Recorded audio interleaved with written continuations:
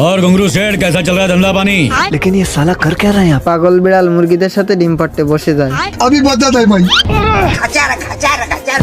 ये क्या हो गया? ये क्या सुन रहा हूँ मैं? আর এই বিড়ালকে দেখে সব মুরগি ফার্ম থেকে পালায়। हाय दैया मार डाला रे। তখনই তাদের এলিয়েন উঠিয়ে নিয়ে যায়। आजा आजा।